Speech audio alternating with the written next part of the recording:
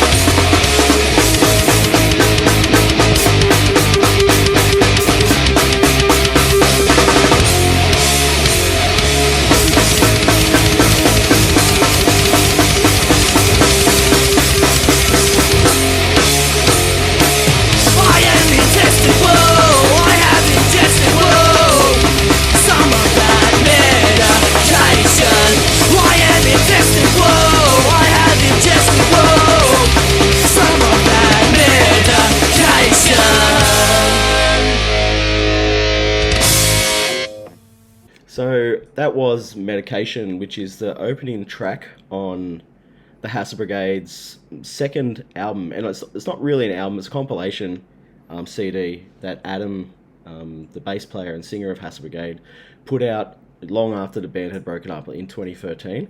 We'll talk about that more in a bit, but I just thought it was a good opening track because it's an unreleased track aside from this compilation. It was recorded as part of an EP, which the band never released because they then proceeded to break up.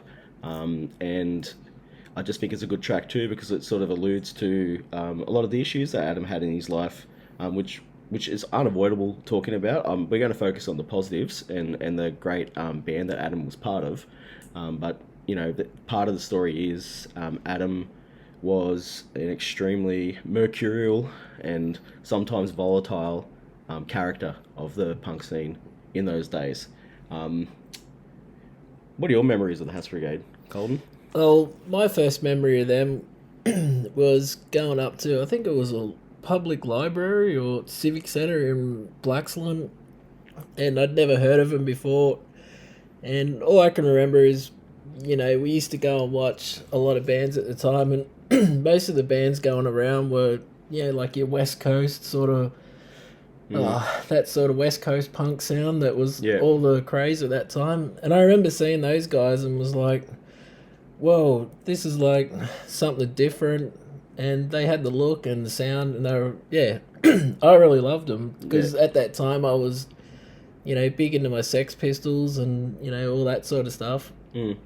So for me, they were just like a massive breath of fresh air. It was like, whoa, finally something that I, like, not saying that I didn't enjoy those other bands, but they took the enjoyment level to 10, you know what I mean, instead of maybe an 8.5 or a 9 or something like that. Yeah, I think my first time seeing them might have been up at Katoomba, and I think that might have been the only time I saw them in the original incarnation of the band, when they had Ben Brady on the drums, and like same sort of impression. Like they just had a great stage presence. They were tight. Absolutely. They were tight. So like, you know, when you played a punk band in the Penrith area during the 1990s and the early noughties, you basically, you're going to have the look we're going to have the sound, and a lot of bands might just only focus on having one of those things. Yeah, A lot absolutely. of bands Yeah. had the look, and they, and the sound was a bit, how's it going, so to speak. But the Hass Brigade had both of these things. They had energy, They had the and look down pat. yeah, and Adam's real life, traumatic, for want of a better word, background fed into that too in a very real Yeah, way. absolutely. There was a realness about him. It was a raw energy, Yeah, and I think a lot of the passion really did come through because of what you were saying. Those issues yeah. that had happened in the background. So, and I guess one of the things that sort of sticks out in my mind too is like going to see the Hass Brigade play in St Mary's at the Memorial Hall, which is now called the Don Bosco Community Centre or something like that. Yep. And we went there to watch them, and I think it might have been their album launch in the second incarnation of the Hass Brigade, or Hass Brigade 2.0, as their guitarist Aaron refers to it. And this is a local band, and they packed that place out. They were headlining shows locally. They didn't have to pull in a band from the city or a band from interstate, like most bands had to. Yeah. And they packed that show out on their own, and they became the headline act in that time. Yeah. For a Penrith show, and you could get people in from big bands from elsewhere, and they'd come in and support the Hass Brigade, and Hass Brigade would play last, because if they played after the Hass Brigade, they'd lose half their audience, because the audience would be like, well, the Hass Brigade's finished. I'm not going to stick around and watch this other band. Yeah. I'm going to follow them outside and see where the party's at, Yeah. So there's an element of that in there. But I guess we'll back up a bit. The idea of this podcast is we want to look at the histories of these bands and preserve, who these bands were. Because a lot of it's just been scrubbed clean off the internet in the last 10 years. There's a lot of archival material on the internet with these bands, and as these bands disappeared, so too did the people who were maintaining that stuff.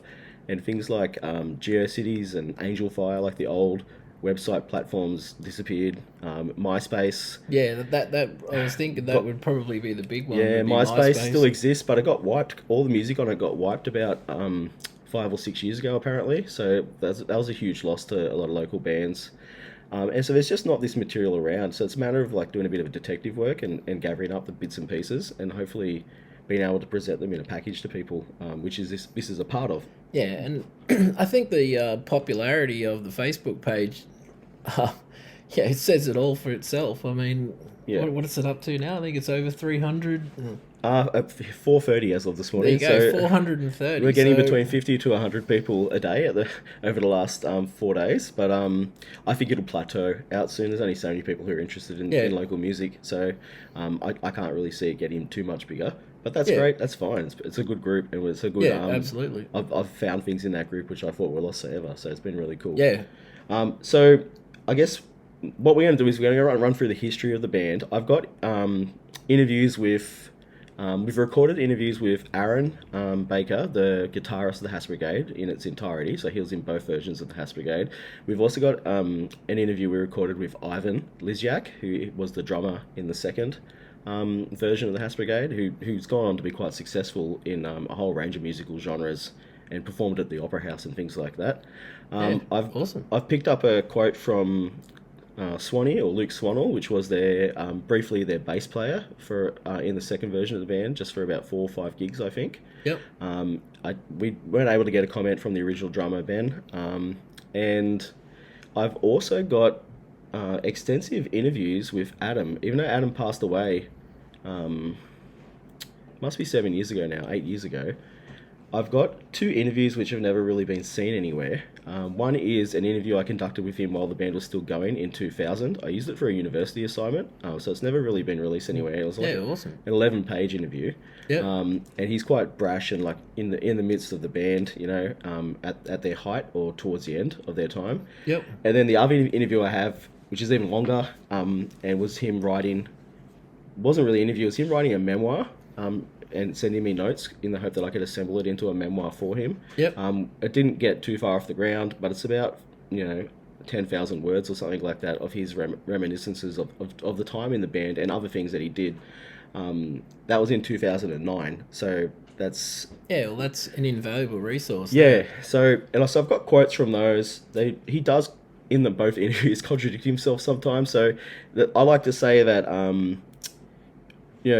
there are different versions of events Sometimes people remember different versions of events themselves if you ask them a few years later, but they're all true. Yeah. Yeah, everything's true. Just take it all as truth, or take it all as not truth. But you can't really pick which ones are true, which ones aren't, unless you were there. But two people could remember the same event very differently, and I'm not really the one to sit there and say which version is the truth. Yeah, Yeah. absolutely, yeah. So before we play an excerpt from Aaron's recollections at the beginning of the band, I just got these quotes from Adam, which tell us a little bit about where he was before the Hass Brigade started. And so this is the first quote from 2000 when I spoke to him. He said, "I didn't want to go to school. It was fucked. I got kicked out of school everywhere. I just didn't want to go. I hated people telling me what to do, and I got interested in music when I was really young. I started listening to AC/DC and Rose Tattoo, and eventually I got my hands on some Sex Pistols and Dead Kennedys tapes off a guy I was going to school with. I listened to Dead Kennedys Too Drunk to Fuck and the Sex Pistols, and I just got into all that swearing and the atmosphere of the music, and I just thought, fuck, this is my favourite. All I want to do is play punk. I listen to punk and be a punk. I stayed in school until year 10. I probably went about once a week." So you can see there, not enjoying school. And there's a song about it too on their first demo. Yeah. And that early entrance into music. And what I sort of gathered from speaking to people around that time, in 1992 is when he started playing the guitar and bass. He would have been 13. And he started a band with his cousins. This is Adam's first band called Cremation. Okay, yeah. And they actually played a few shows. And then later that band became Animosity. I think they played maybe 3 or 4 shows at like a... he talks about playing in a band comp and not really being his thing. It was more of a sort of alternative music thing. He described it as being like a bit like Red Hot Chili Peppers. Okay. So not really his sort of thing at all. Yeah. And so he moved on from that. And I guess the other thing to talk about is at this time, Adam had quite extensive sort of problems with substance abuse from a very young age. He even described himself as being, this is another one of his quotes, "I was like a Skid Row alcoholic. I was waking up in parks and gutters, hanging out with fucking hobos. I was living in a 1-bedroom flat. Well, it wasn't really a flat, more like a laundry. It was a shithole. It was infested with rats and cockroaches, and I was just miserable. And that's when I started hanging out with all these guys who were interested in starting a sort of grungy band. But I started drinking too much, I started taking pills and speed and heroin, and when I started taking heroin, I OD'd about 4 times, and then I thought, stop." So we have this description there of Adam's descent into, needing a bit of help and the impact of those drugs on him, and obviously the underlying reasons, which we won't go into because I don't know all of them. But the idea there, that quote there, so I think he mixes together his time from being before in the Hass Brigade and the time when the Hass Brigade briefly broke up. Yep. And he went off and lived somewhere else. But he did sort of live in the city before the Hass Brigade formed.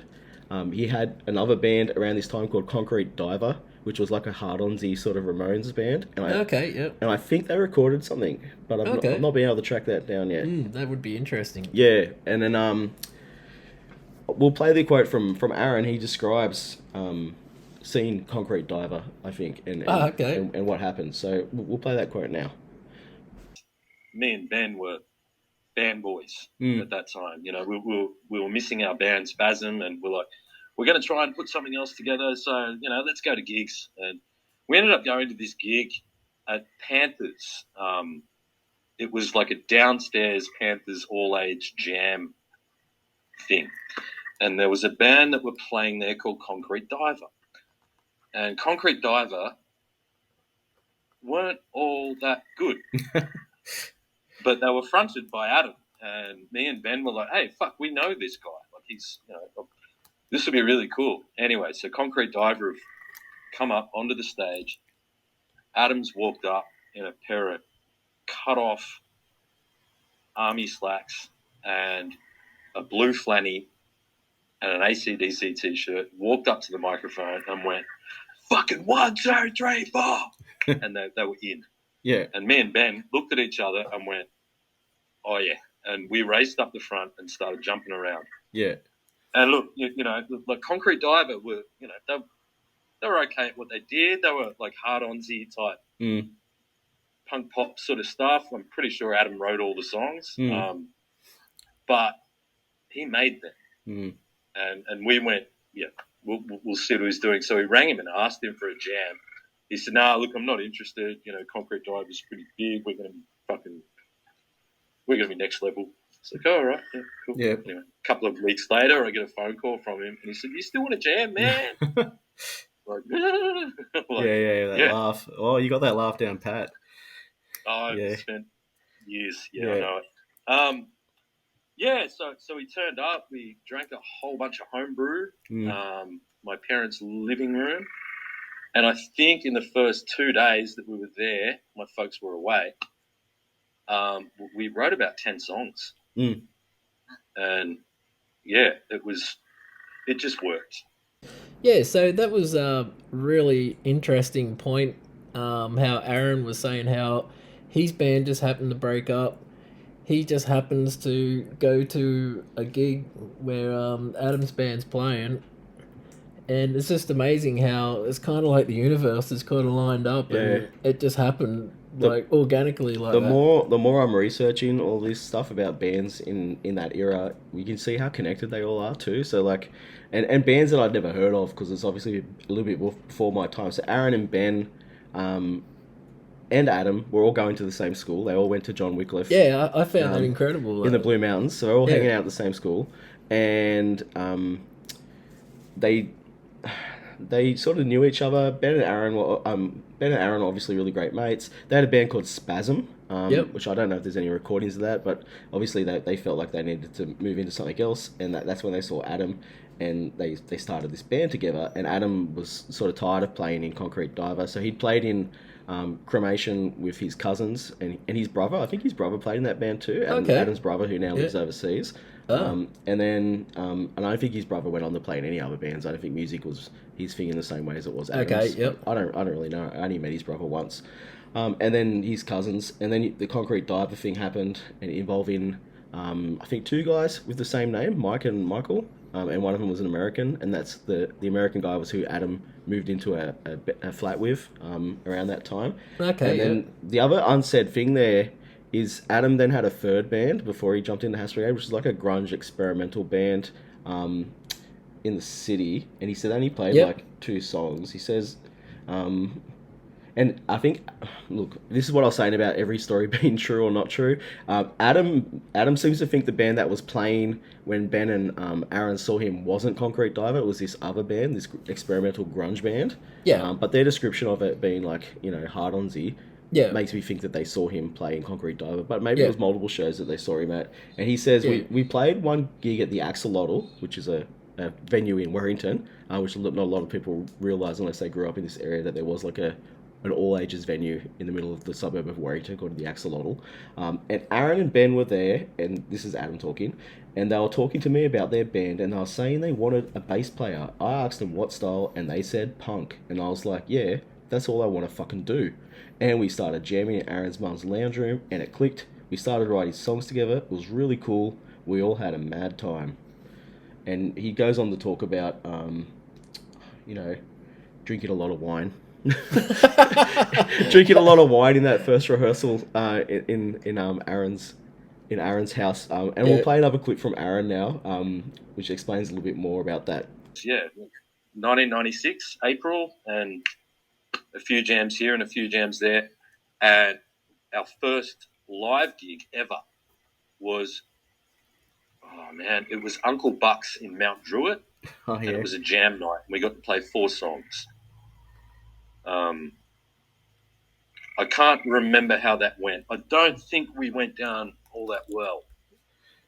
Yeah, so you mentioned there that the first gig didn't go well. I guess they are human after all. Yeah. And look, every punk band, well, not every punk band, but I think a lot of punk bands could identify with that very first gig and getting to play a venue where you're not necessarily welcome as well. Like, whether that's at a pub full of bikers, or on the back of a truck outside of a shopping centre, or at a school fete at the old Westfield. Yeah, or I think one of our first gigs, Colden, back in the Shenanigans day, before we even called the Shenanigans, we played in PCYC, wasn't No, it? before that, at the Glenbrook Oval, the park there. Ah, yeah, we played, and then we were followed by a police brass band. So it was not exactly a punky, Yeah. So it's interesting because you just take the opportunities you can just to get your music out there and try and start things off. So I do sympathise. Uncle Buck's Druitt is a very specific feel to it. That venue, I've been there. I watched. Yeah, I watched I Toto went there Toe. once or We went and twice. watched Toto Toe play there. Who Ah, were, yeah, we did an awesome too, yeah, band, yeah. and they had some people there who were Yeah, I very think keen there to was see about them. 20 people there or something. But there was a lot of people there who weren't there to see them. No.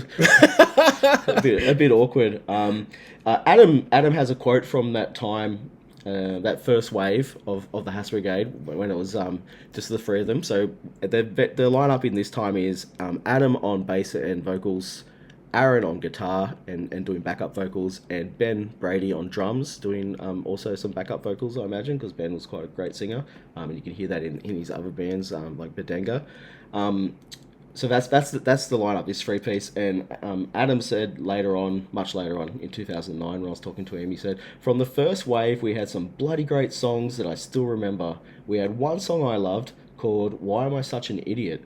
and another one called 'Don't Tell Me What to Do.'" So we can see there some of those songs which aren't on that album, Blood, Sweat and Tears, which is how most people would know the Hass Brigade. I do think one of those songs is definitely on the tapes, but that one, "Why Am I Such an Idiot?" I've never heard that song. And Aaron mentions a couple of other songs too that I've never heard of. So obviously they did have quite a broad array of tracks in the early days that they could have recorded. Yeah. I think we'll go to here, looking at the history of the band, and the next sort of thing that sort of happens there is they have this first recording, first show. They have the first show, and we'll jump to another clip of Aaron talking about the band's first recordings and how that happened. In those early days, what was so easy about it was like, all right, anyone got any riffs? Adam would go, yeah, I've got bum bum bum bum bum bum bum bum bum bum. Okay, that's cool. So I'd play along with that. Benny would play quick. Got a change, and somebody would go, bum bum bum bum bum bum bum bum bum bum. Okay, that's it. That's all we need to do. And what do we do for the middle? Oh, fuck it, just bass and drums. Yeah. And then back into the chorus and then finish. Yeah. And there's a song. Yeah. And that's how I Can't Wait for the Weekend was born. Yeah. Okay.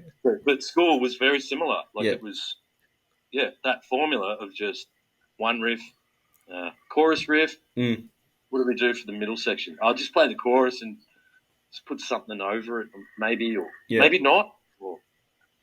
And so, did the band pretty much take off straight away? Like when you guys started playing shows, did people sort of like latch onto that style of music? It took a little while. I think what we kind of started getting an overinflated opinion of ourselves. We thought, we can do this shit. We find it easier than other bands just to punch out loads of songs. And we're young and arrogant enough to think that we were better than everyone. Like I think. Yeah. But not without a few people agreeing, like people love you guys. Yeah. Well, honestly, I don't know how that happened, but one thing I reckon was and I'm not saying that this pushed us any further forward. We used to write to, or Ben used to write to the Vandals' Voice. Do you remember that? Fox Trotsky had the Vandals' Voice, like the fanzine, and used to send cartoons and stuff, and fucking they used to write back. And Fox ended up saying, "Hey, would you guys be interested in doing an 80s cover for a compilation on Half-Ass Records called called Bust the Move 96, I think it was." Yeah. And, so we recorded Boom, Boom, Boom, Let's Go Back to My Room. It took fucking 5 minutes to write or rewrite. So we'd done that. We recorded that at Zen Studios with a fellow called Jeff Lee. And he suggested that we come back and do a demo with our originals. So we did. And that was our first little cassette that we released. four, maybe 6 songs on it. I can't remember, but we sold it for $3. Yeah. And, you know, we printed all the covers in fucking Video Easy, cut out stickers ourselves. But I think that was it, because we got those songs out there by playing those local gigs at the Jasper Hall, you know, in the Blue Mountains. But we just had this cheap cassette that was decent quality, and the songs were there. So, and they were catchy, and so people... And, you know, we were kind of funny, and Adam was hilarious. Yeah. So it was just became accessible, I guess. Yeah. I don't know, man. Yeah. So there's mention there of this compilation called Bust a Move 96, which implies to me that there was Bust a Move 95, 94, 97, but I don't think there was. I think it was just a one-off, which was orchestrated by Fox Trotsky, the singer of Nancy Vandal, and his idea there was let bands cover whatever they wanted for this compilation, provided it was like an 80s song. And so it's quite a rare release. You can't really find it anywhere unless you happen to already have a copy of it. And you know, fragments of it have sort of surfaced online, but not all of it. So there's a really great sort of range of bands on there doing these covers. Like there's like Spilt Milk doing a cover of Hot Stuff, and there's like Peabody doing a cover of The Wild West. Quadbox doing The Message, and it's just a range of like bands from that era with these recordings which can only be found on this one CD. And I think Aaron mentions Jeff Lee, I think, as the guy who recorded that and invited him to come back and do a demo. I know also that Lex, the bass player from Frenzal Rom at that time, was also involved in the recording. Maybe he did some engineering for him or something like that. Anyway, I have this song, which is the very first song Has Brigade have recorded, called Boom Boom. If you remember, it's Boom Boom Boom, Take Me Back to Your Room or something like that. It's a crap song. They've given it the ska punk treatment. Nice. And it's not included on that Rare Stuff second CD that Adam put out. When he collected together all the other Has Brigade recordings, he did not put this one on there. I don't know if it's because he didn't have a copy or if he just didn't dig it enough to put it on there. But we'll just play a bit of it just so we can sort of hear it.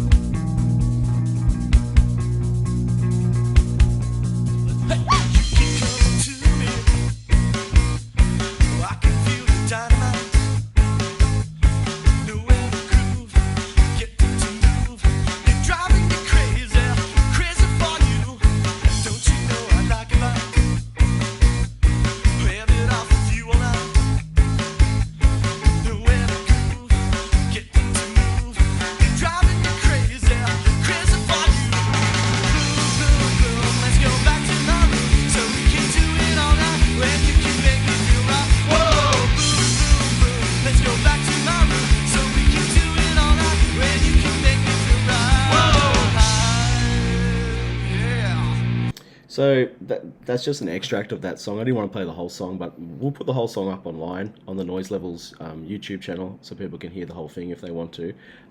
The next sort of stage of the band was them playing shows and growing in popularity.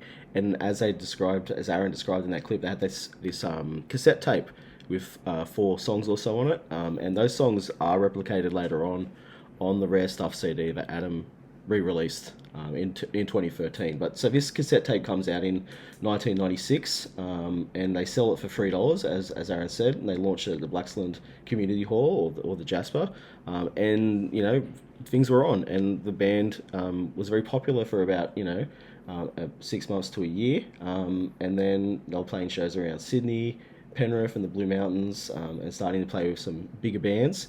And around this time, they recorded a second cassette tape with another 4 tracks on it. This cassette tape has 2 tracks which were later re-recorded for the Blood, Sweat and Beers album, but you can see they're still pretty active. And then in 1997 they stopped playing. The band essentially broke up. We call it a hiatus because they did get back together later on, but at the time it was very much the band was done. It broke up. And here's a quote from Aaron talking about it. We'd worked pretty hard just playing, loads of jam nights, loads of youth halls, loads of, a couple of gigs in the city. A few I particularly remember back then. Like Feedback was a really cool venue that we played at a couple of times. We used to play at the Waterloo Tavern, which isn't there anymore. I'm pretty sure. Yeah. But yeah, we'd worked really hard. I think Adam was living in the city for a while and on the piss, man. Yeah. So we were talking about it a little while ago. Sometimes that would be pretty hard. And sort of towards the end of that first Mark Hassel Brigade, we were playing a lot with a band called Fat Boy, who are also Kingswood High represent people. Yeah. You remember Fat Boy? I do remember Fat Boy. Yeah. You do? Yeah. Yeah. And they were, did some members they were great. Some members of them went across to, was it Fuzznut? It was Fuzznut, Yeah. so I was there. And That was it. Yeah. So we played in Fuzznut. I think that lasted for around 6 months, but there were musical differences prior to that. Yeah. Adam was really wanting to move towards the old style, rock and roll, punk rock, a little bit of ska. Benny was sort of on more of the, I like the Cali scene, and because that was exploding at the time. I was sort of caught in the middle. I just wanted to play. Yeah. And so we played. Adam wasn't in a good space at the time. No. I think 6 months into that, that's when Adam joined Drop Zone. Yeah. I fucking love Drop Zone. Yeah, did they release any recordings? Because I've never heard any of their recordings. Man, they were incredible. I'd be asking Matty Albert about that. Yeah. Definitely. Matty, if you have any Drop Zone recordings, give us a bell. Yeah. Give us a bell or chuck them up online. Yeah, for sure. Yeah, so that's really interesting. I wasn't aware at all that they had pretty much broken up. So, fill us in, Luke. Yeah, so the first time that me and you went and saw them, because I'd seen them once before that. I think that was the start of the second incarnation. Yeah, so that's when they were huge, okay? So they did become quite big at that time in that second incarnation, or Hasbrigade 2.0, if you want to call them that. They broke up for about, must be like a year, essentially. And there's a bit of a hazy timeline of what happens in that year. So we know from what Aaron was saying, he went off and played in Fuzznut, which is a fast, I remember those guys. melodic, I've seen them guys a lot. Yeah, a melodic sort of hardcore band with Ben from the Hass Brigade. So the two of them went off and did that with two other members from Fat Boy. And that band went on to become Offset after Aaron left. Yeah, I remember those guys too. Yeah, so Offset and Fuzznut essentially sort of the same band. Yep. So that band happened, and then so while this has all happened, leading up to that point, Adam felt like he was on a really good thing, and this is a quote from Adam. He said, "We played with some top bands like Nancy Vandal, Frenzel, Gilgamesh, Toe to Toe, Downtime. We played with some shit ones too, like Quadbox and Dogboy. One gig we did with Gilgamesh and Katoomba, one of our fans who loved us was getting king hit by some guy. So me and Aaron, halfway through the song, dropped our instruments and dived in." It gives you an image of what sort of shows they're playing and the state of mind. And Adam...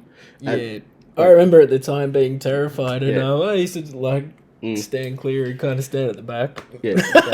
So Adam was, as Aaron said, he's hitting the piss pretty hard at this point. We know that Adam has a history of substance abuse before he was in the band, and obviously that was still continuing. And when the band broke up, Adam, said the band. This is back in 2000. This is Adam talking with the band reformed, and this is how he felt about the breakup then. And he said, "The Hass Brigade broke up, and I started hitting it really badly. I started hanging around like a big group of skinheads and punks who lived in Epping." So he sort of fell in with this group, and he says this girl who lived across the road from me was friends with this guy called Adrian, and it turned out he needed a guitarist for his band Drop Zone, so I joined. Adrian had a mohawk, and his friends were punk as fuck. At the time, I had this shitty mohawk which I'd shaved myself. I wore army trousers cut into shorts and Converse All-Stars, and I honestly thought I was the punkest bastard on earth. I was indeed mistaken. Adrian introduced me to all of his mates. It wasn't long before I was running around in dock boots, a leather jacket that I studded myself. We were the dirtiest punks in Sydney. People would gawk at us as we walked past. Drop Zone did some mad shows. We did the punk picnic, and we played the Green Square and Iron Duke quite a lot. Yeah, so we have a description there from Adam of what he was doing in this breakup. So while the Fuzz Night was happening, Adam was off in Drop Zone, playing in the city, and more of a straight ahead punk band, no elements of ska. And another thing that he later said, and this is in 2009, the second lot of interviews I did with him, he said, I wanted to sing lead vocals, and I bumped into Aaron, and we got talking about how good it would be to have the Hass Brigade back again. So we got this guy, Ivan, on drums. He was only 15 when he joined the band, and he played like a fucking champion. And we got this guy, Luke, on bass. We recorded one demo with 4 songs and played it around 3 shows in this format. So that's interesting there. And I haven't been able to figure out if that recording Adam's referring to is the second cassette tape. Because if it is, that means that the details he has on the back of his Rare Stuff CD is wrong, because that Rare Stuff CD says that those tracks have Ben playing drums on them, and it doesn't mention Swanee, the bass player that they had then. So I don't know if that's an extra demo tape which isn't included anywhere. It'd be interesting to know if that demo tape exists still. That's a unreleased thing, maybe, I don't know.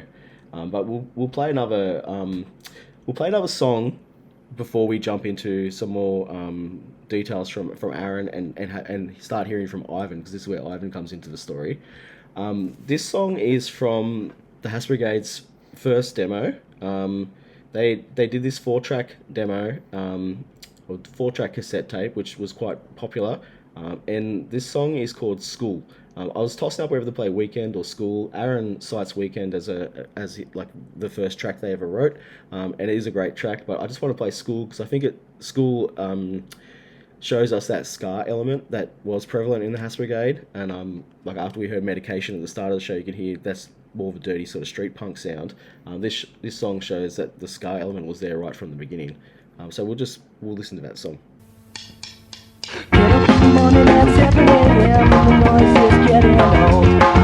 My mom says get to the breakfast table cause my eggs are getting cold. The breakfast table is filled with food and the cartons are really dull. I said where is all the orange juice? I said why did you leave me some? I don't wanna go to school again. It seems like this shit will never end. I don't wanna go to school again. I never wanna see a paper and a pen. It's just school bus on purpose and I went to the game arcade. I got the high score on every game that I played. Then I went around with all my friends and vandalized the neighborhood. Went around mugging old pensioners. Well, fuck, ain't this shit good? I don't wanna go to school again. It seems like this shit will never end. I don't wanna go to school again. I never wanna see a paper or a pen. Well, yeah.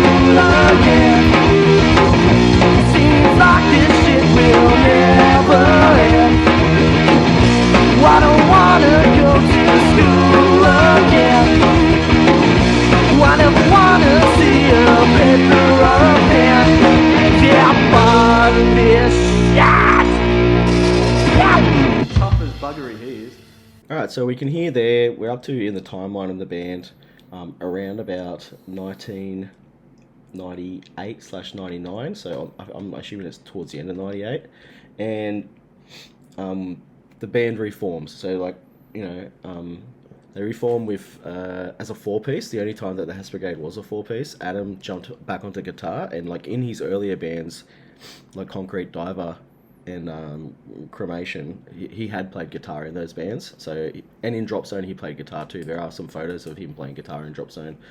So it's interesting that he obviously wanted to keep playing on the guitar. And then so they got this guy Swanee in, who's from the band's Scratch Habit, and also I think Detox Unit was the other one. I hope I've got that right. I'll just double check my notes. Yeah, so Detox Unit and Scratch Habit were the other bands that Swanee had been in. So he was familiar with that punk ska style. And this is a quote from Swanee about his time in the band. And this was just from the other day. I spoke to him and he said, I was super lucky to be a part of such a special band. I remember enjoying the original lineup time after time at shows. Really was a privilege to be asked to join the band when they reformed. Surrounded by three awesomely talented musos, Adam, Aaron, and the drummer Ivan, really did feel out of place sometimes. But I had a lot of fun with the Hass Brigade and really do count myself lucky to be a part of the band, even if it was a short stint on the bass. So he didn't stay in the band. And it was a decision that he made himself from the sounds of it. Said, this isn't really working for me for whatever reason. It sounds there that he was, obviously looking at the quality of the other musicians and thinking that wasn't really the same style that he was doing. I don't know, but they ended up having to rethink how they were going to do things. And Adam said, in 2009, Adam said, I ended up going back on the bass. We started playing gigs as a three-piece again. From then on, it was a fucking riot. I bet it was. And it was because, a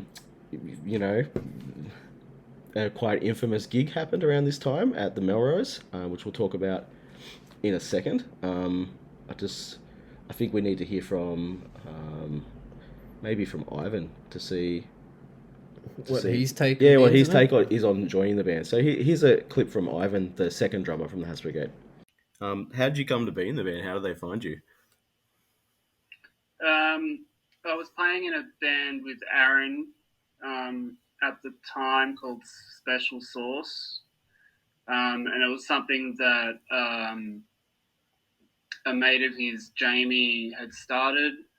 And Jamie was actually, I think he was working with my dad or something.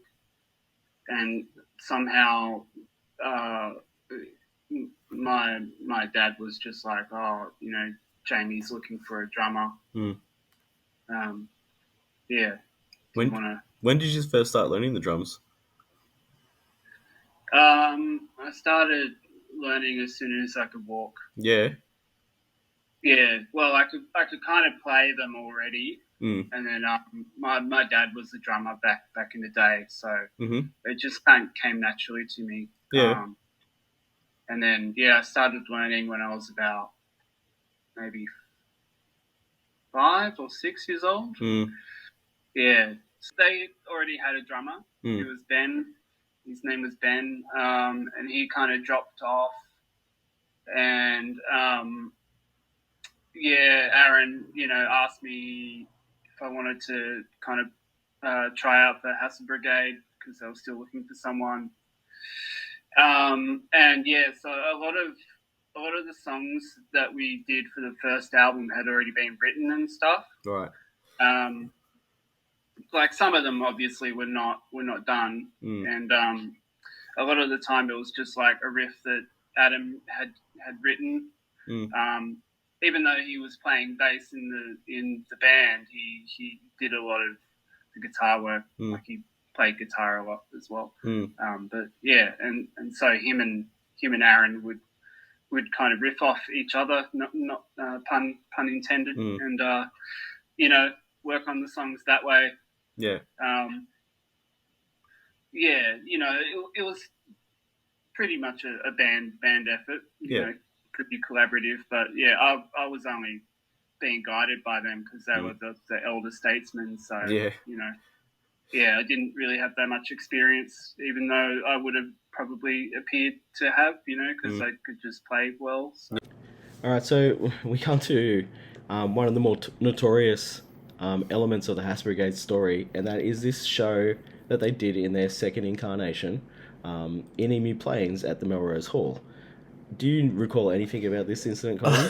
Absolutely. I mean, this incident lives in infamy in local music. It was in the papers and everything, and I remember the rumors going around that some like homies gang turned up with all their guns. You know how the story sort of snowballed out of control, it was always bigger than what the incident really was. But anyway, so. What was the actual incident? How did this occur? Well, this is the thing. So I've been preparing for this by talking to as many people as I can. And I've spoken to and had people sort of put up their reminiscences on the Noise Levels Facebook group. I've spoken to probably about 5 or 6 people who were there. I wasn't there. Me either. No. But like Colden said, this lives on in infamy because it has been talked about a lot over the years and it periodically gets brought up. And it was in the papers at the time, which I'm hoping to go and get some excerpts from the Penrith Star, which doesn't exist anymore. So, but anyway, this incident that happened at the Melrose, to get to the truth to the matter, I don't think it's possible. Because there's so many different versions of the event. The person who is able to recall it in the most detail and sounds the most confident and certain about things is Adam O'Sullivan. So take that with a grain of salt. That was in 2009, so a bit closer to the event in time than we are now. So that was about 15 years ago when he had this recollection. However, he also told me, I don't remember much about that time. And another time that I spoke to him. So I'm just like, well, do you remember this or do you not? So his recollection, take it with a grain of salt, and I will read that to you. But from what I can tell, and this is cobbled together from what people have said, there was a show at the Melrose. The Hass Brigade were going to play. Spilt Milk did play. And I think Below the Belt were there too. Who were another sort of punk hardcore band who just sort of started in Penrith at that time. And it was in Emu Plains at a point in time when Emu Plains was quite rough, and there was gang, for want of a better word, gang war, but we're not talking LA style gang war. We're talking about the gang war that Penrith and Emu Plains had. So 2 rival groups who disliked each other. They might have been called homies in the day, was the term, or you might call them eshays now. They were having a bit of a rumble, and they decided to make the Melrose Hall their meeting place for this fight, which had nothing to do with the bands. So they weren't there for the bands, is what I can gather. However, it's kind of weird. To be so honest, they descended on this venue with trolley poles and machetes, and the story goes one of them had a shotgun. Which is where it sort of gets elevated into a whole other realm of holy shit, absolutely. So and people got hurt. This is where I don't know how much is rumour, how much isn't. Easton from Below the Belt, who I have reached out to, but I didn't get anything back from, and hopefully he eventually sees my attempts to try and talk to him. Apparently he got stabbed. But obviously he's still alive, so it wasn't fatal. But that's one of the stories that I've heard there. And there are a lot of people talking about it, and that equipment was getting smashed, or they were attempting to smash equipment. People were getting dragged out, and people were getting bashed. And then the police came, and everyone scattered. And that's potentially the last gig the Melrose had. I know I have got flyers of gigs that are at the Melrose from later that time. There's a flyer for a show with our name on it, the Shenanigans, one of our bands, and Unpaid Debt. But I don't know if that show went ahead, because I don't recall it actually playing at the Melrose. So there was a flyer for a show, but it obviously didn't go ahead. So I don't know if shows ever happened there again. That's my recollection. Was I think the cops pretty much bumped it on the head. So this is 1999. Okay, so that's it's a sad incident, really. It is, and Ivan and Adam's recollections shed a bit of light on it. Aaron, we don't have an excerpt from Aaron about it, because Aaron said he just wasn't really sure. He just he just knows all the power got shut off, and they didn't end up getting to play. And Matty Albert, who's also a great source of information about this period of time, he'd already left. So Spilt Milk had played, and then he had to go somewhere else. So he wasn't there at the time of the actual incident. He'd already moved on from the venue. So we'll just play a clip here from Ivan and what he remembers about it. Well, I think we'd set up the drum kit and we were kind of ready to go, and then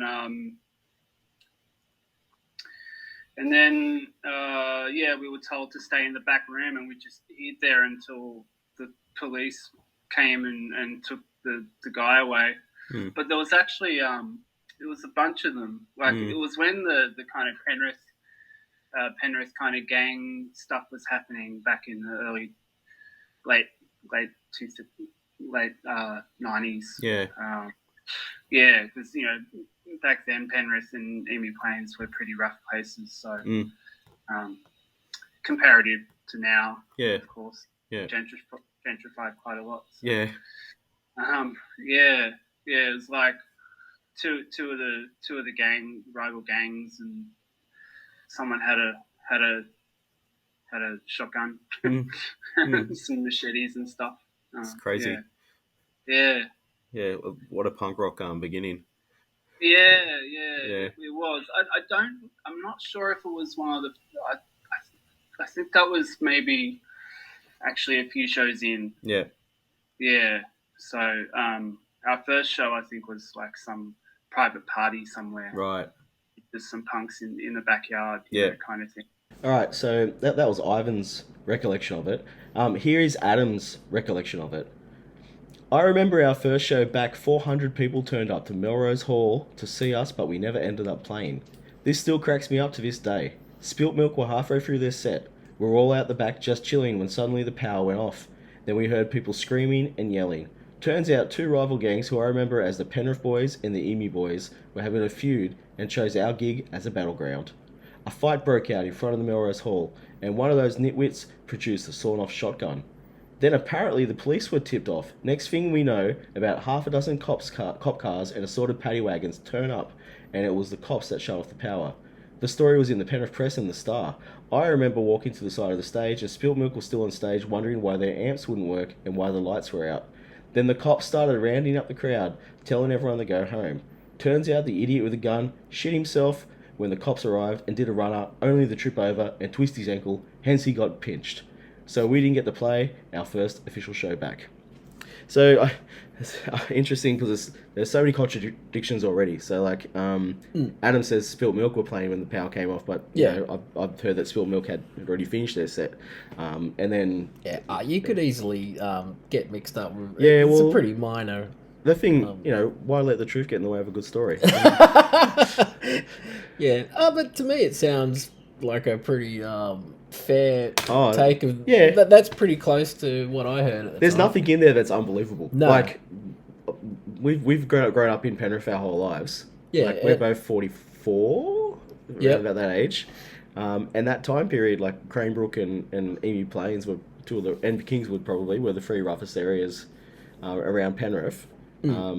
Before certain areas got gentrified, like Ivan said. But, like, you would hear gunshots at night sometimes. Like in Cranebrook, in 1999 to about 2003, when I lived close to the middle area of Cranebrook, I would hear gunshots sometimes. And you'd see people running down the streets with the cops running after them. Jesus. Don't you remember we had that party and that guy came running in with no shirt on? He just came running into our backyard. I remember that. And then he stood there and tried to blend in at the party. I remember that so vividly. And then the cops came in and crash tackled him. Yeah. Because he thought he could just run into this big crowd of people and be like, blend with all the people at the I've been party. here the whole time, He's like a 35-year-old dude with no shirt off, sweating profusely. Everyone's like looking around, just going, what's going on? Yeah. And then the cops grabbed him and pulled him out and just said, carry on, people. Only time in my life that the cops have shown up to a party and not tried to shut it down. Yeah. Oh, that was unbelievable, that incident. Yeah. I remember that now. Yeah. So, I guess we moved from there into the Hass Brigade, sort of that golden era of when they released their album and the popularity that they had. So the Hass Brigade, they got back together, and Adam spoke in 2000 about the fact that he hadn't drunk for a year or done any drugs for about a year. Obviously, cigarettes weren't part of that because he was chain smoking as usual. And he started doing something constructive. He went through detox about 4 times. And after that, he wanted to do something with himself that had some meaning. And so he decided to have his own record label called Raunchy Records. And he started working with other bands to try and put out stuff for them too. Bands like the aforementioned Below the Belt and a band from Canberra called By All Means. I remember those guys. That moved up to Penrith and all this really obscure European grindcore stuff. Yeah, I remember later on when I got to know him, he used to tell me lots of stories about all those European. Yeah. He was kind of obsessed with that music at that time. Yeah. So they were playing shows. They were playing a lot of shows at this time, and we'll hear from Ivan again about that. What was a typical House Brigade show like? A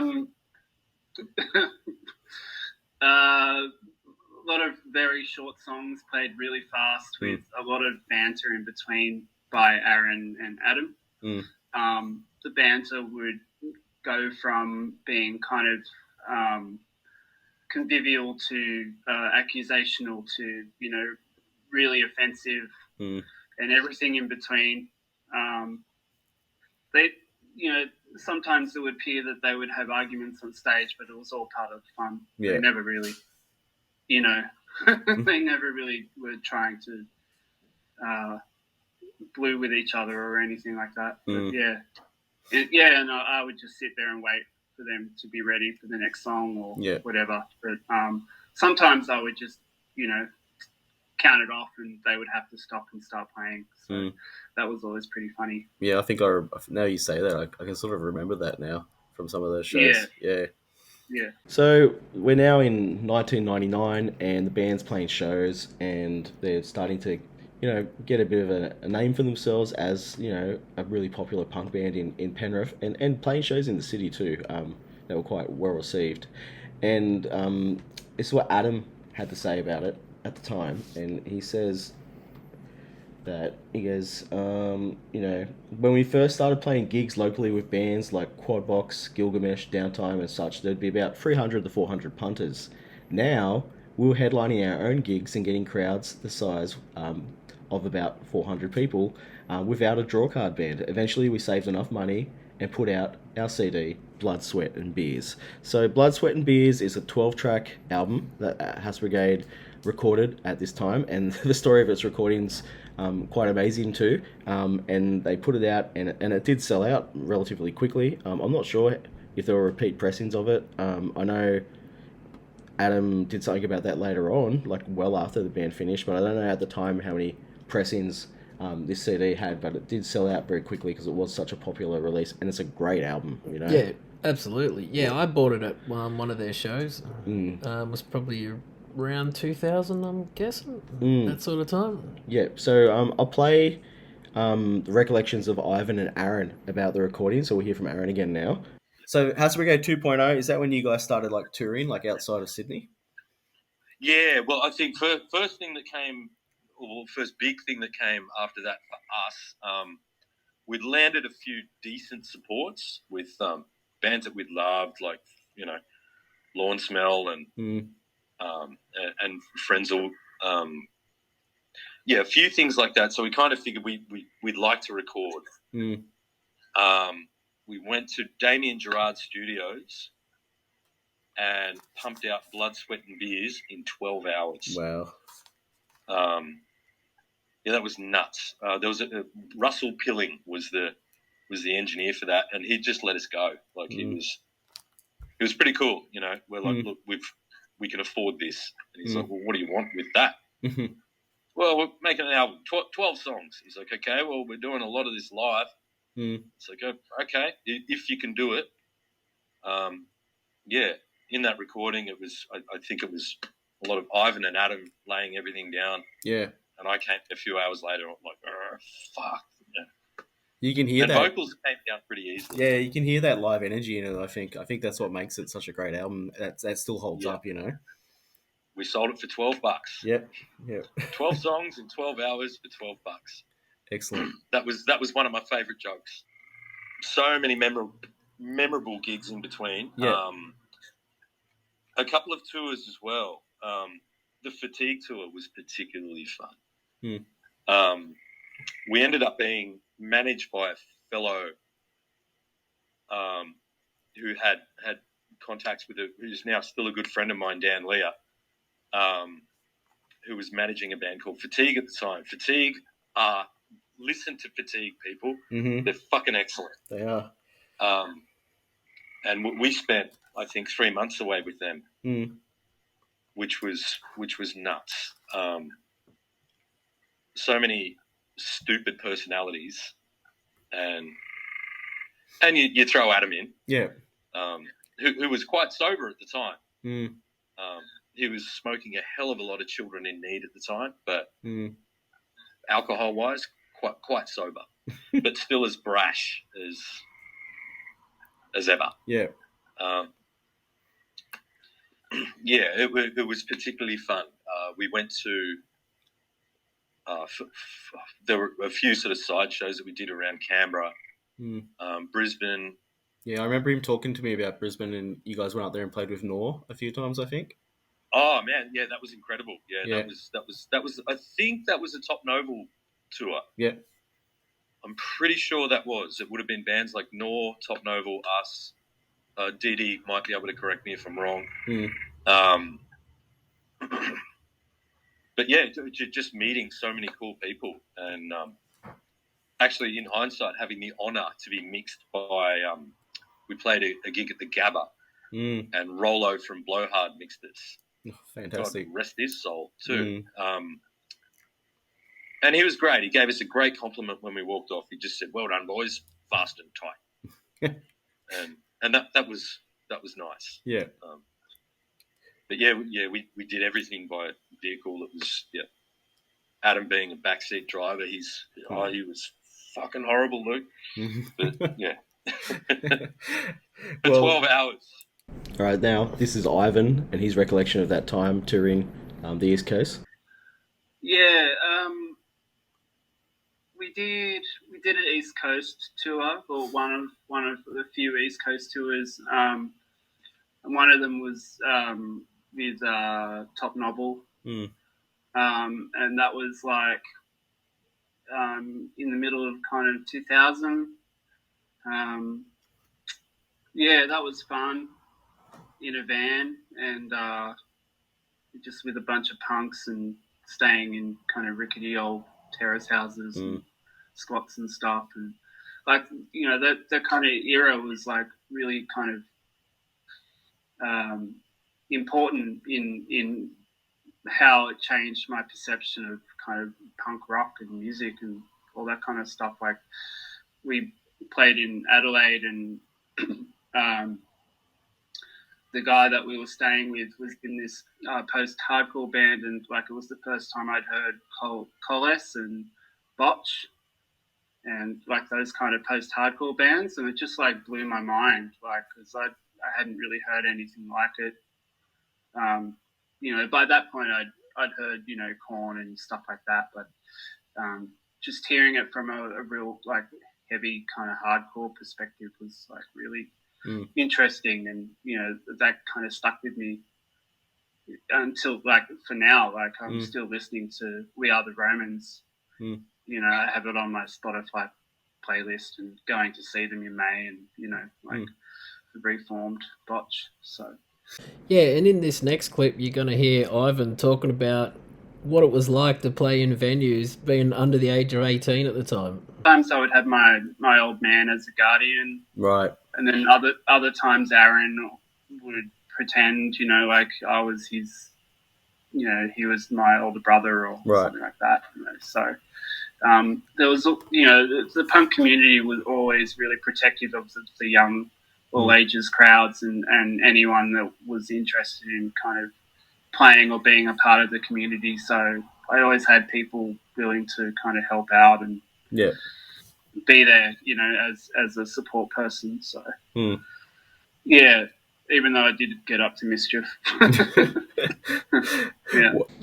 I guess for me, I remember at the time when I'd heard about Brigade breaking up, I was like, why? The world's at your feet, you guys. What's happening? But when you actually scratch below the surface, you then understand just how hard these guys work and just how much commitment it takes to being a successful band. Yeah, so like you can hear there in those stories about them touring up and down the coast and going to places like Adelaide, and they played a lot in that era, and, Yeah. and it's in a short amount of time too, and they're playing to crowds of like up to like 1,000 people at things like the Grounded Festival and what have you, and they squeezed a lot into that time, and like you said, if you want to be a successful band in Australia, you have to play a lot. Like you can't. Yeah. It's just not possible to make it your day job unless No. you're willing to sacrifice pretty much everything you have for it. Yeah, that's right. Like, I know coming from my perspective, like, we worked and we were doing our apprenticeships and all that Yeah. sort of stuff, and yeah, the reality is that that's just not enough to really make it in the industry. Like, No. you have to quit your, this is your full-time thing. There's nothing, there's no family, there's no parties, Yeah, this is it, 100%. Yeah. And I think after, if you're doing that for year on year, like, it becomes a real grind after a while. yeah, and a lot of people learn it the hard way. Like they come out of school going, "I'm going to make it in a band." Yeah, absolutely. And Australia is a different place. Like it's just as hard in other countries, I'm sure. But in Australia, I think there's an extra level of difficulty because we are so sparsely populated for the size of the country. Yeah. And like, having a scene doesn't necessarily exist in the same way in every single capital city. Like the Darwin scene isn't going to be anything like the Sydney or Melbourne scene or the Brisbane scene. And if you live in a regional area, like the Blue Mountains or further afield, it's more difficult again to create a scene out of that. So yeah, it is really difficult. And I think one of the things that that ends up happening is you either change your perspective of things and keep playing in bands and manage to balance playing in bands with the rest of your life, or you give up music in some cases, which is sad because it is something that brings so much joy to so many people. Yeah, well, I think some people work so hard that they burn themselves out, so they get to a point where, like, this is a job now, and I hate doing this, and I don't want to do it any longer. Which is kind of sad, but understandable. It's understandable. Like all these different perspectives are very understandable, and but you even think about some popular bands, they still have day jobs in Australia. Like a lot of popular musicians who play in bands which are quite successful, they still can't maintain a lifestyle just from playing in the band. No. So it's something you do have to sort of consider. So we're up to about the year 2000 in the timeline of House Brigade now. They've released their album, they've toured on it, they've played with bands like, all the bands they've mentioned, plus people like the Porkers, who were huge at that time, Nancy Vandal, who were like coming to the end of their time in terms of popularity. Def FX, who pretty much have disappeared now. Insurge was another name for that era. They played with all kinds of bands, and they started recording like a follow-up album or a follow-up EP. So they refer to it as an EP. It was going to have 6 songs on it, and it was going to be called She's a Lesbian, because they had this song which was really popular at the time called She's a Lesbian, which they would play, which got a big reaction from the crowd, but it wasn't on their CD, so they kept that one for the new CD that they were working on. Yep. And I say it was going to be an EP, but there's 9 songs, so it's either I guess a long EP or maybe could have been an album. But it was never released because the band broke up before it got to that point. And a few things happened around this time. So I had their East Coast tour in 2000. A guy called Brad Moore, who's well known for the Bombshell website, Brad Bomber, became their manager for a bit. I know Aaron mentioned Dan Lear as the manager. Bomber did a lot of online management for him. I think he maintained like a website for him and things like that. I did try to reach out to Bomber to contact him. I even tried to reach out to him through LinkedIn without much success. So I guess he's like moved on from that part of his life. And they have all these sort of these moments as we come along here, which are leading up to the point where they do break up in 2001. And we won't get too much into that because this is a positive podcast, but I just want to play this clip from Aaron talking about She's a Lesbian. Yeah. There was supposed to be an EP. I think it was a 6-song EP that we were talking about putting it out. All of those songs were demoed at Zen. We were going to go off somewhere else and record the big shebang, but it never happened. But all of those tracks are on that release that Adam put out years later, Rare Stuff.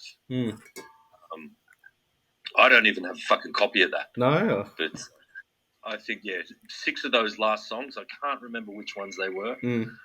But I think the EP was going to be called She's a Lesbian. Right. I believe it was.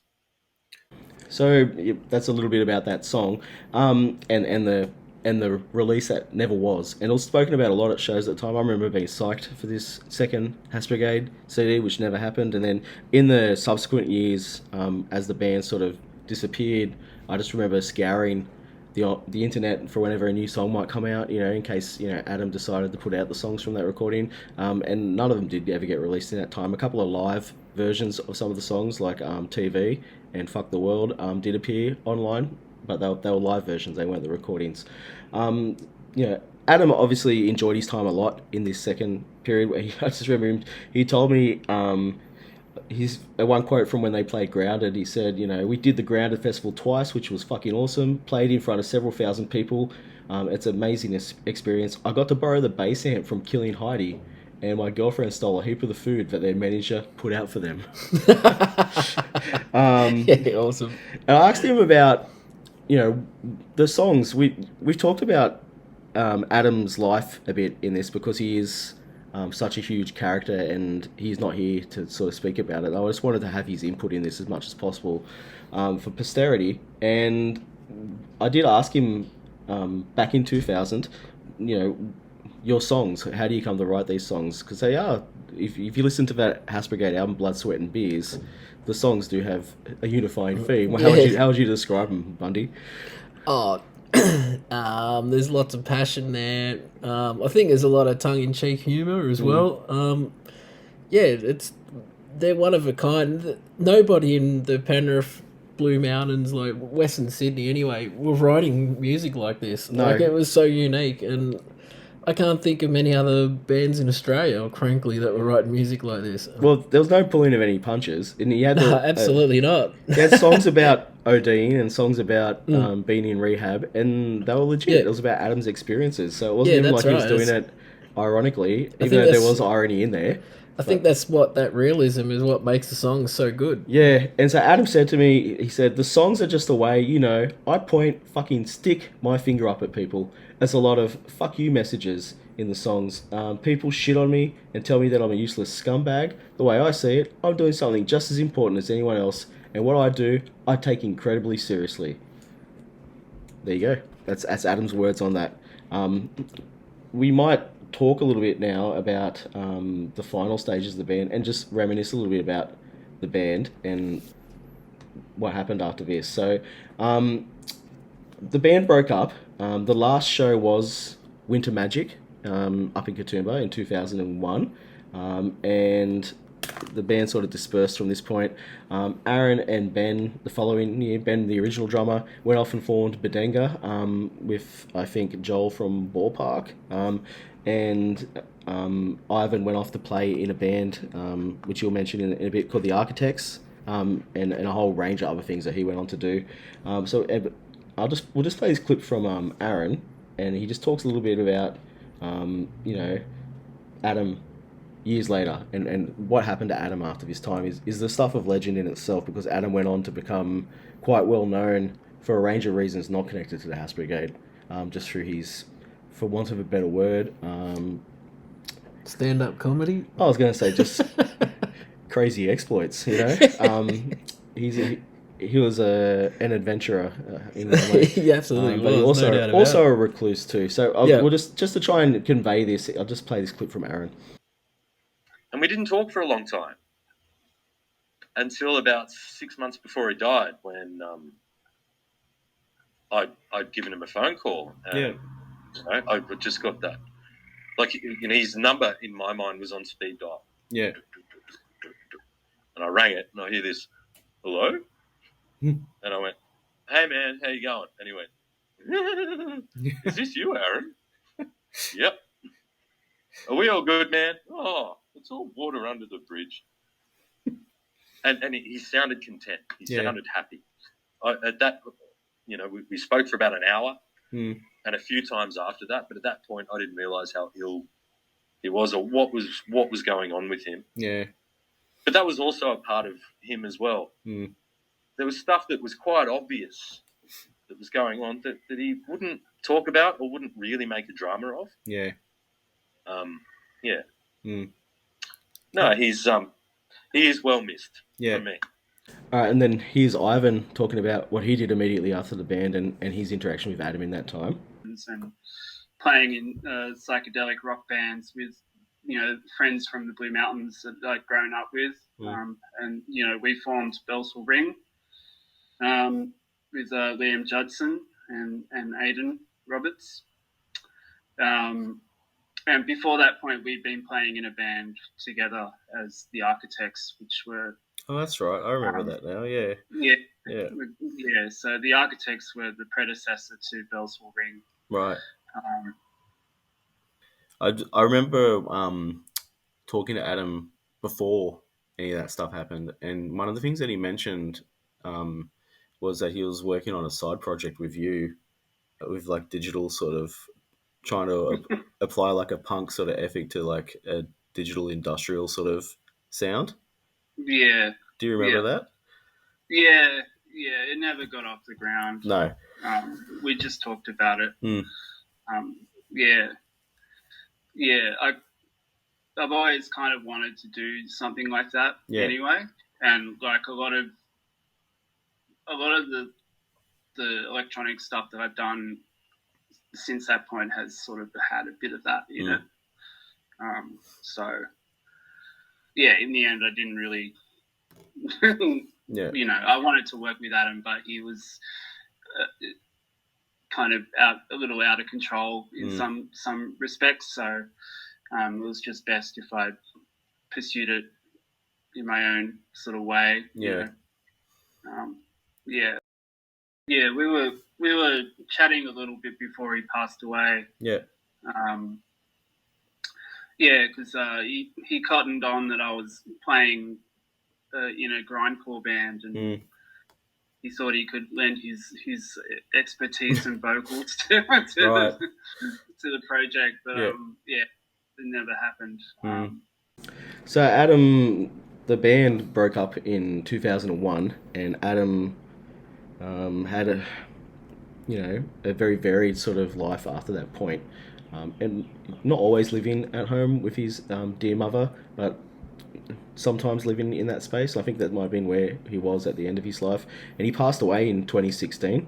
And the stories that came out in this time fueled by his internet presence, I guess, and some of the things that he used to do. But we're not going to go too much into that because this is about the Hass Brigade, and so I wanted to sort of address Adam's sort of personality and just how hilarious he was.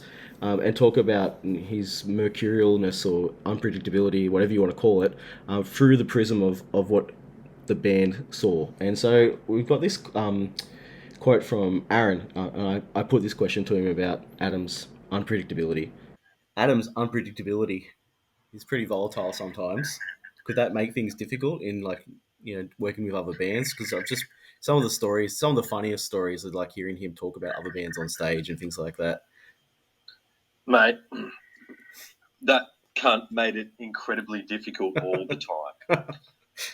There were so many, like one thing in particular, and this is the first thing that jumps into my mind. I haven't even thought about this, but we were in Adelaide and we were playing. It was on the Fatigue tour. I think Fatigue had kind of had enough of us, so they shoveled us into the dude from Slackjaw's house. And they were putting the shows on. Anyway, like, this is the hand that feeds. We were staying with them. Anyway, this dude from a band called 99 Reasons Why comes in and starts, playing their new demo, and, it's all cool. We're in their house. Like, we're eating their food. We're smoking their weed, man. We're like, be nice. And Adam's sitting there and I'm watching him. And I'm like, man, don't say it. And Adam's just gone, so why would anyone play this music? Like, what the fuck is this? And I'm like, dude, we're staying at these guys' house. Like, please. We had another week stay there, and it was so uncomfortable. Yeah. Yeah. There was that. There were many other shows as well when, he'd rip strings off bass, spit into the crowd, kick somebody else's amp over that he'd borrowed. But, yeah, it happened quite a lot. Quite a lot. So we got really good at diffusing shit like that. Yeah. And eventually talking him down. Yeah. But there was never any talk down with him. He'd just go, well, that was it. That's what happened. That's how it rolled. That's us. And fuck, where are we playing again? When's the next show? Yeah. So, it just happened. And I think eventually it got a lot, but nah, man.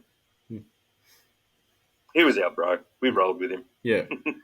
But his unpredictability, yes. Yeah. Incredibly. Yeah.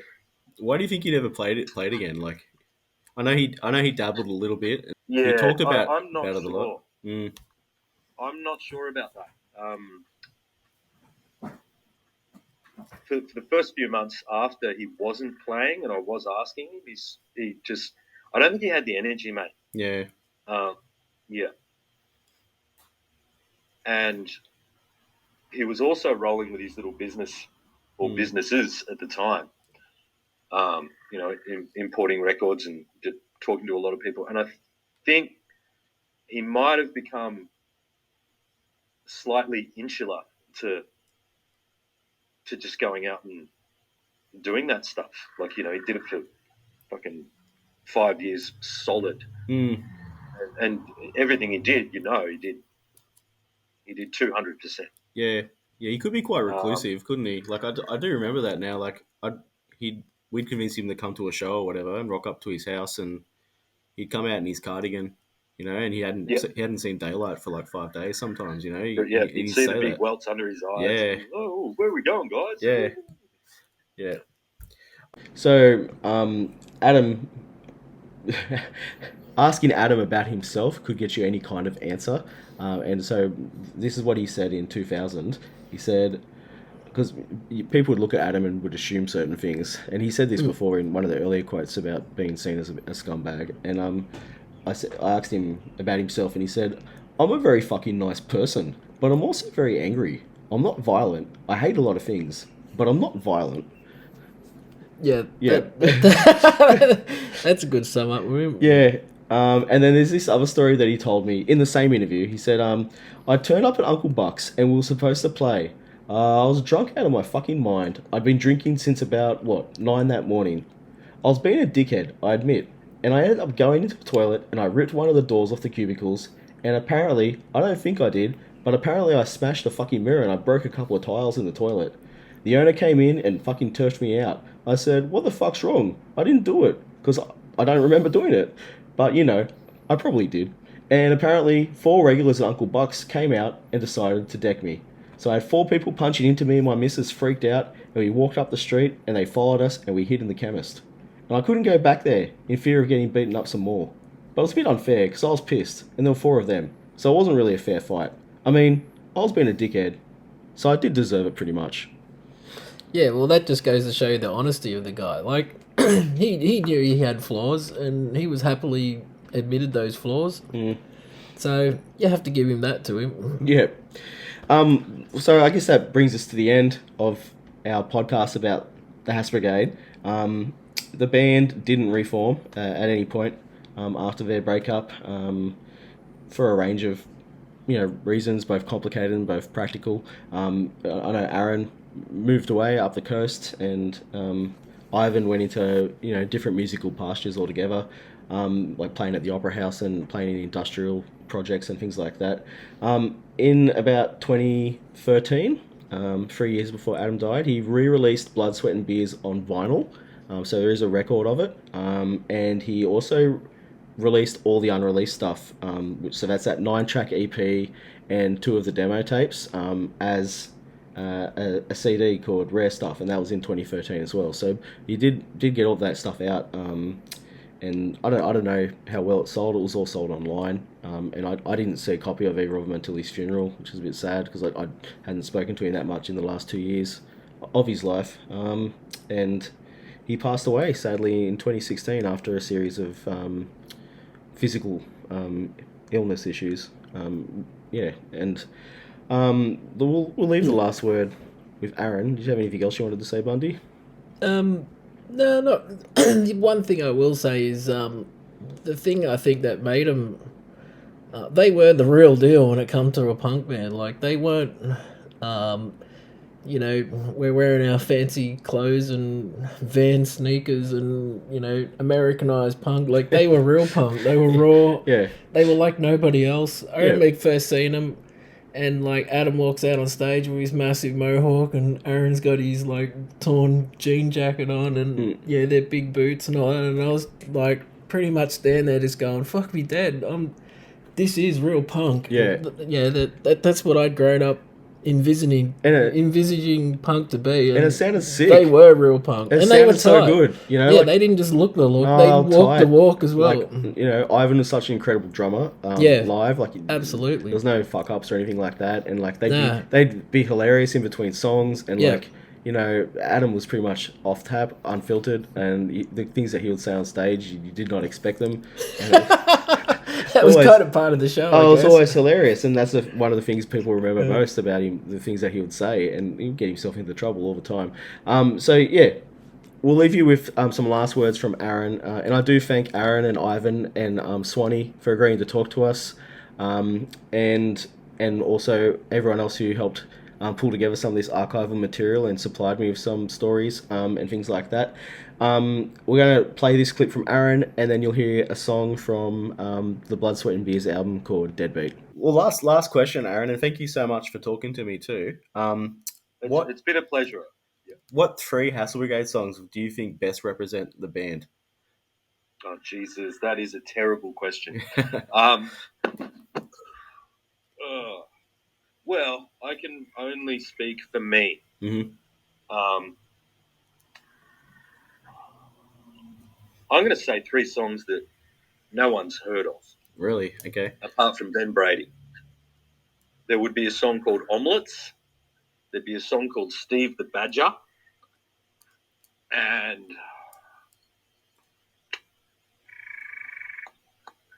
I think I Can't Wait for the Weekend.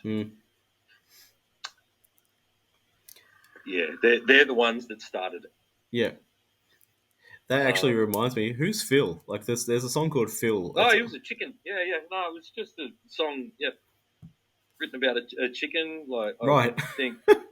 I think what actually happened with that, Adam used to go down to the Greasy Spoon in Emu Heights there and just get himself a barbecue chook. This was before he started preaching vegetarianism, which he was never a solid vegetarian anyway. I know.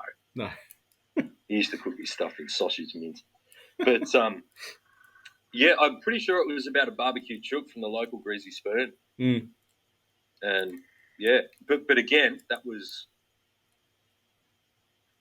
one of those songs in the first 3 or 4 days that we'd written. And it was like, okay, G, C, D. Drop an E in there. Yep. That's the thing about just getting back to the songwriting in those early days, man. And I'm going on a tangent, but that's why. All through Hassle Brigade, there was never a pen and paper ever bought out, ever. It was just fingers, so you get your riffs, and then Adam would go almost freestyling lyrics. Like he never wrote anything down, ever. It's Excellent. But they would be the 3 songs. Steve the Badger, first one we ever wrote. I Can't Wait for the Weekend, first one we ever recorded as a band. And Omelette. What was the third I said? Omelette. Was it Omelette? Omelettes. Yeah. Yeah, that's right. Omelettes. Yeah. Great song. We should have recorded it. Yeah. It's lovely. I might do it in an acoustic show. You should. at some point. Yeah, killer. Forever. You got a great memory, Aaron. Oh, not really. We're talking like 25 years ago, like when you think about it. Yeah, it's excellent. Or longer, actually. It's like 28 years ago. Well, look, I really hope that people can comment on this or something and correct me where I am wrong, or if I've been wrong, or throw some other cool stories that I might have forgotten. Because this has been so much fun, Luke. Yeah, I bet you there's multiple versions, and I bet you they're all true. Yeah, of course they're all true. Yeah, they're all true. Yeah. All right, thanks so much, Aaron. All right, thank you so much, Luke. Cheers. Ciao. Bye-bye.